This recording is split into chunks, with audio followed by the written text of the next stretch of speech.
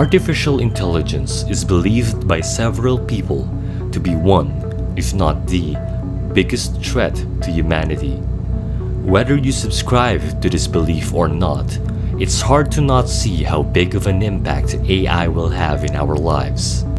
Elon Musk is one of the people providing caution to the rise of AI. I ask you, what is the most important project or the most important topic for you to deal with in the foreseeable future? And you said that is truly the role that AI is going to play in our society. Could you explain why, and why that is a big opportunity but also seems to worry you?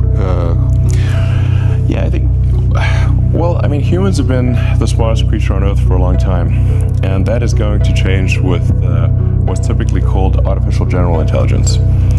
So this is, say, an AI that is smarter than a human in every way.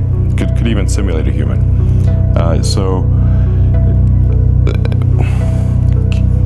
This is something we should be concerned about. I think there should be government oversight of AI developments, especially super advanced AI. It's just, this is anything that is a potential danger to the public. We generally agree that this should have government oversight to ensure that the public safety is taken care of.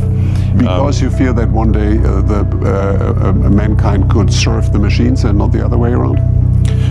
Honestly, when I see people on their phones, I think we're already serving the machine. Yeah, it's like everyone's answering the questions.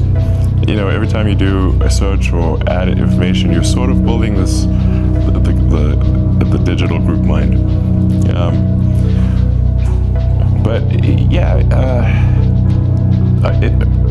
The advent of artificial general intelligence is called the singularity for a reason, because just like a black hole, which is a singularity, it's difficult to predict what will happen. So it's not as though the advent of AGI is necessarily bad, but it's bad as one of the possible outcomes. And when is singularity in the definition of 𝕭𝖚-𝕁 going to happen?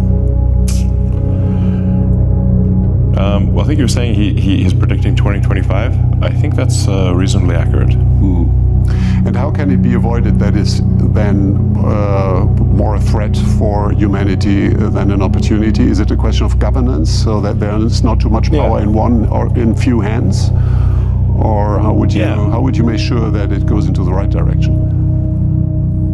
I think we should have a government oversight, just like we do. We have government oversight and regulation of cars and aircraft and food and pharmaceuticals. These are all,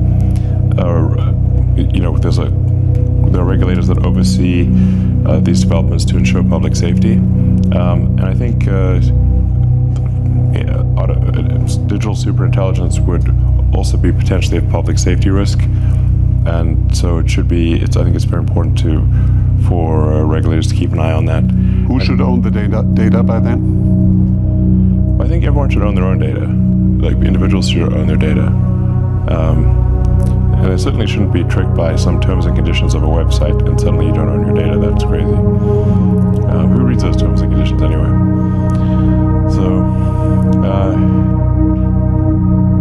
I think it's just, like, we wouldn't let people develop a nuclear bomb in the backyard just for the hell of it, That seems crazy. So digital superintelligence, I think, has the potential to be more dangerous than a nuclear bomb. So we should somebody should be keeping an eye. We can't have the inmates running the asylum here.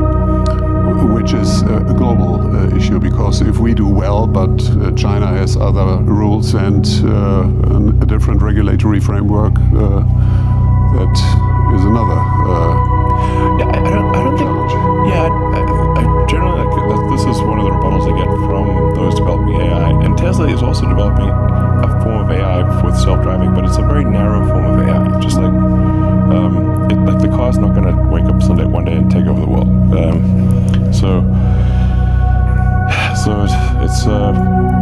But the rebuttal I get is like, well, China's going to have unfettered AI development, and so if we have regulations and that slows us down, then China will have it. And I'm like, look, from my conversations with government officials in China, they're quite concerned about AI as well, and in fact, they're probably more likely to have good oversight than I think other countries. Elon has mentioned the term singularity in this interview. This is further expounded upon by tech investor Naval Ravikant, where he also argues that this phenomenon is still far off into the future. People who are talking about AI automating programming have never really written serious code. Coding is thinking. It's automatic structured thinking. An AI that can program as well or better than humans is an AI that just took over the world. That's endgame. That's the end of the human species. And I can give you arguments why I don't think that's coming either. People who are thinking, and I know I take the opposite side from some very famous people in this debate, but we're nowhere near close to general AI. Not in our lifetimes. You don't have to worry about it. Even in our lifetimes? Really? It's so overblown. It's a combination of Cassandra complex. You know, it's fun to talk about the end of the world, combined with a God complex, like people who have lost religion, so they're looking for meaning in some kind of end of history. Right. The reason why I don't think AI is coming anytime soon is because a lot of the advances in so-called AI today are what we call narrow AI. They're really pattern recognition, machine learning to figure out like what is that object on the screen, or how do you find this signal in all of that noise. There's nothing approaching what we call creative thinking. To actually model general intelligence, you run into all kinds of problems. First, we don't know how the brain works at all. Number two, we've never even modeled a paramecium or an amoeba, let alone a human brain. Number three, there's this assumption that all of the computation is going at the cellular level, at the neuron level, whereas nature is very parsimonious. It uses everything at its disposal. There's a lot of machinery inside the cell that is doing calculations, that is intelligent, that isn't accounted for. And the best estimates are it would take 50 years of Moore's law before we can simulate what's going on inside a cell near perfectly, and probably 100 years before we can build a brain that can simulate inside the cells. So putting it at saying that I'm just going to model a neuron as on or off and then use that to build a human brain is overly simplistic. Furthermore, I would posit there's no such thing as general intelligence. Every intelligence is contextual within the context of the environment that it's in, so you have to evolve an environment around it. So I think a lot of people who are peddling general AI, the burden of proof is on them. I haven't seen anything that would lead me to indicate we're approaching general AI. Instead, we're solving deterministic, closed-set, finite problems using large amounts of data, but it's not sexy to talk about that. If you're talking about mirroring the actual abilities of cells, or are you talking about recreating the actual mechanism? Like what is going on inside cells and biological organisms? Yeah, we just don't know how intelligence works. Right. We don't know. We literally have no idea. Is. So most of the AI approaches basically say we're going to try and model how the brain works, but they model at the neuron level, which is saying this neuron's on, that neuron's off. Right. They're combining their signal. But I'm saying the neuron is a cell. Inside the cell, there's all this machinery going on that's operating the neuron that is also part of the intelligence apparatus. Like I said, nature is parsimonious. So we've got this 3-pound wetware object that can hold all this data. Nature has been very efficient in evolving kind of how we get there. I just don't think computers are anywhere close to that. Like they can hold that amount of data with that complexity, with like the holographic structure of the brain where it can recall in many, many different ways. And then I don't think you can evolve a creature to be intelligent outside of the boundaries of feedback in a real medium. Like if you raised a human being in a concrete cell with no input from the outside, they wouldn't have any feedback from the real world. They wouldn't evolve properly. So I think just dumping information into a thing isn't enough. It has to have an environment to operate in, to get feedback from. It needs to have context. But isn't that biological? I mean, what if you have just all the information that people have accumulated and the lessons that people have learned, and you program that into the computer? Like if we can take a computer that can beat someone at chess, the real question was, well, can we make some sort of an artificial intelligence that could beat someone at Go, which is far more complex than chess? They figured out how to do that too, and that was a giant shock, right? These are still man-made, very closed, bounded games. They're not on the road to the unbounded game of life. They are completely artificial. But didn't that give you like a little bit of a pause? A little bit. Go is not Go or League of Legends or Fortnite. They're not completely deterministic. Right. But they're still very artificial, very bounded games. Being good at Go doesn't mean that you can then suddenly figure out how to write great poetry. Right. The creativity, for sure, is something that's creativity is the last frontier. So I do believe that automation over a long enough period of time will replace every non-creative job or every non-creative work. But that's great news. That means that all of our basic needs are taken care of, and what remains for us is to be creative, which is really what every human wants. Yeah. What are you doing right now? This is a creative job. Sure. Right? Yuval Noah Harari, author of the book *Sapiens*, also weighs in on this topic during a fireside chat at Stanford, where he raises several thoughts-provoking sentiments regarding AI.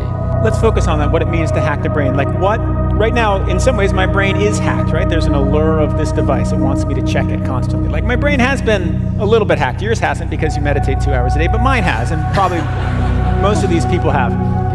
But what exactly is the future brain hacking going to be that it isn't today? Much more of the same, but on a much larger scale. I mean, the point when, for example, more and more of your personal decisions in life are being outsourced to an algorithm that is just so much better than you. So, we have two distinct dystopias that kind of mesh together. We have the dystopia of surveillance capitalism, in which there is no like big brother dictator, but more and more of your decisions are being made by an algorithm. And it's not just decisions about what to eat or what to shop, but decisions like where to work and where to study and whom to date and whom to marry and whom to vote for. It's the same logic. And I would be curious to hear if you think that there is anything in humans which is by definition unhackable, that we can't reach a point when the algorithm can make that decision better than me. So that's one line of dystopia, which is a bit more familiar in this part of the world. And then you have the full-fledged dystopia of a totalitarian regime based on a total surveillance system. Something like the totalitarian regimes that we have seen in the 20th century, but augmented with biometric sensors and the ability to basically track each and every individual 24 hours a day. Which in the days of, Stalin or Hitler was absolutely impossible because they didn't have the technology, but might be possible in 20 years, 30 years. So we can choose which dystopia to discuss, but they are very close.